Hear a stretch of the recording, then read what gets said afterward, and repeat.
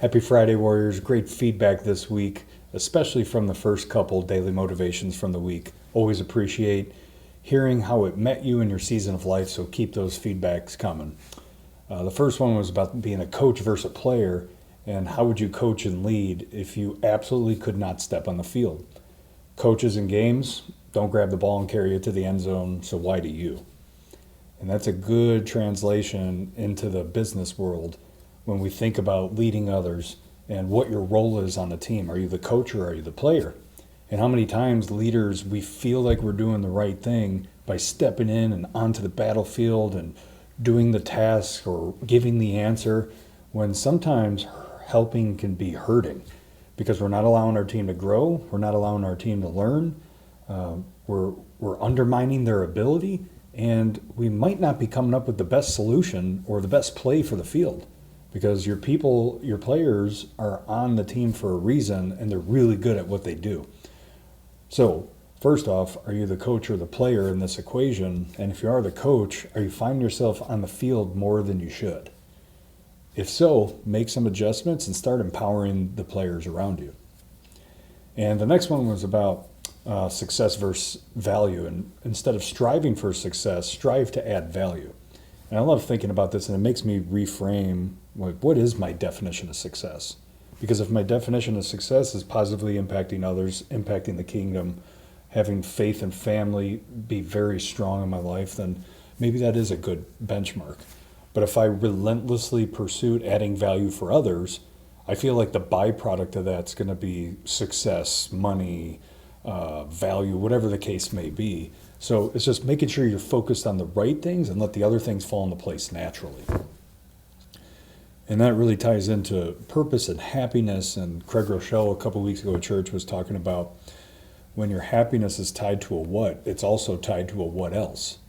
And I know when we're chasing position, we're chasing money, we're chasing titles, material possessions, the next vehicle, the next shoe, whatever the case may be. Every time you get there, there's a hollow feeling because you're always wondering what's next. You're comparing to others, all that sort of stuff. So rather than your happiness be tied to a what if it was tied to a who? Or what if it was tied to a why? And so a why, my why is building an army of mountain movers one person at a time. And so it's never ending. I'm always striving for that next person.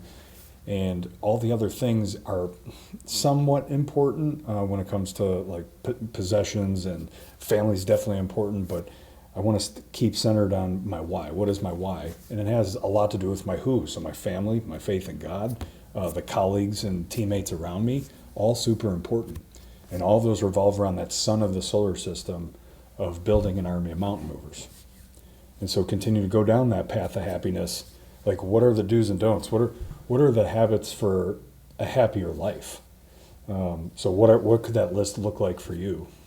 Praying, relationship with God, getting a good workout in, prioritizing your time so you're not super stressed, being proactive, maybe reading a leadership book or just a fiction book just to let go and be entertained, and doing things you love and being around people that align with your values.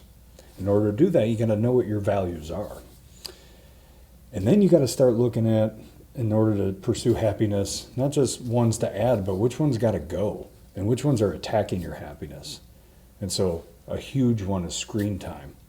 We all get sucked into that thumb scrolling from time to time, and when we make that a regular habit, we are missing the life around us. And so putting that phone down, putting that screen down, and just enjoying the moment, enjoying the world around you. Isolation, since COVID, we've seen a lot of people struggle with loneliness and depression, and the work from home, it just seems to be negatively impacting people because we're made to do community and be around others that can lift us up, and you can lift others up. And so reducing that in ways of getting out in public, getting it around people, and doing life with peers is super important. And then hate. We're entering the election season, and you could see a lot of the back and forth, red versus blue. Just understanding that people can have differences of opinion in love. That doesn't, just because they have a difference of opinion doesn't mean you have to hate them. And so hopefully there's a couple nuggets in here this week to positively impact your journey. Next week we will hear from Kyle Potts with Skanska. Looking forward to sharing his word with y'all. And in the meantime, y'all have a great weekend.